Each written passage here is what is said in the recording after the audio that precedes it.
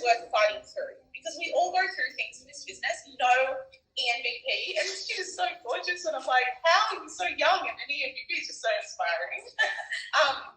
Last night at dinner, she was like, aren't we the same age? I'm like, oh no.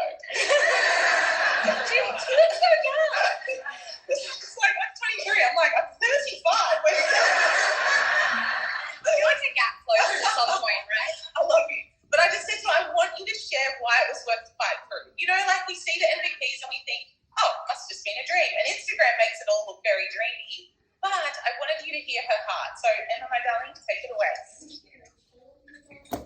Okay, Debbie was amazing. Definitely fired up now. So Cass invited me up here to share my story. And if you know me here, you may know me from social media. And social media really is a highlight of your life. And I think, none of us are born an MVP, that's for sure. We all have a lot of learning and growth to do. And knowing me from social media, I think there is a misconception that I kind of came out of the womb as an MVP and it was like super, super easy. And it was really anything but that. So I wanted to kind of share my journey with you guys today. And so going back before Arbonne, I was definitely not the person I am now. My mom would have referred to me as the devil child. And I hated school. I've always been a very creative person, and I went to a school where it was that if you're not going to be a doctor or a lawyer or a scientist or anything like that, you were pretty much going nowhere. And that was really put into us. And I hated school. I was very creative. I loved art. I loved everything like that, but that wasn't really recognized. And in year 12, I started to develop a lot of anxiety. I didn't really realize I had anxiety until I started passing out during everything. And it was really, really embarrassing. But I developed this anxiety where I would pass out in school. I passed out during uni presentations, school graduation, and it ended up getting so bad to the point that I walked in the Apple store one day and some guy came up to me and he's like, hi, how can I help you? And I passed out. So it got bad. And so right after I finished school, my parents decided that they were going to move to the Gold Coast. I grew up in Sydney. I actually grew up in the UK, which is why my accent's still messed up. But I grew up in Sydney, and I had just finished school, and my parents had decided that they were going to move to the Gold Coast. And I was not very happy with that. I told them that they were abandoning me, even though they were like going an hour's flight away. But if you live in Sydney or grew up in Sydney or just been in Sydney, you'll know how expensive it is. You pretty much pay to breathe there. So I picked up 2 jobs, and I ended up being in my last semester of uni, and my parents left, and my life went from living a very, very comfortable life where my parents paid for everything to now picking up 2 jobs. So I was doing marketing, and I worked 9 to 5, and I'd come home and I'd have a shower and I'd have dinner and I'd go to the bar at 7 p.m. and I'd work until 2 a.m. and I'd wake up at 5 o'clock the next day. And I was doing my last semester of uni, so I really, really moved myself onto the ground. And I was alone, and I was angry, and I was crippled with anxiety. And so as soon as I finished uni, I moved here. And as I like to say, it was my quarter-life crisis.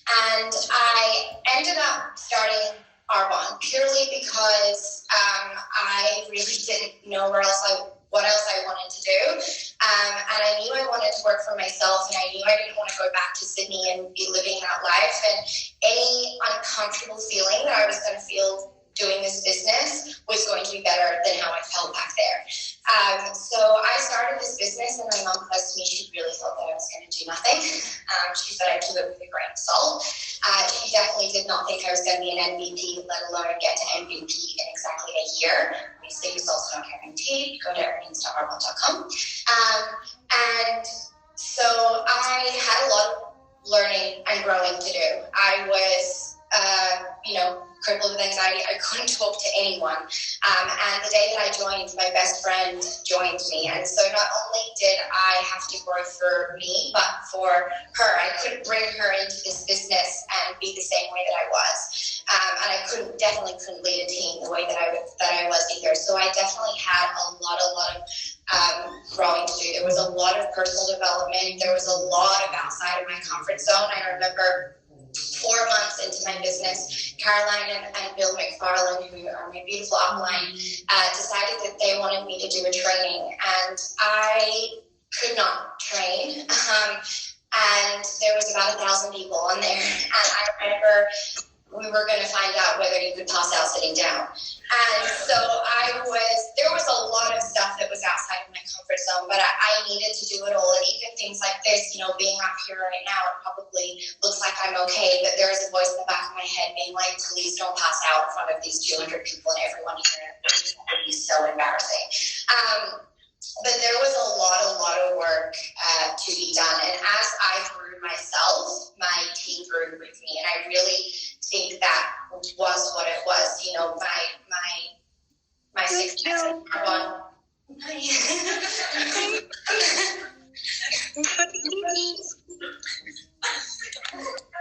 There we go.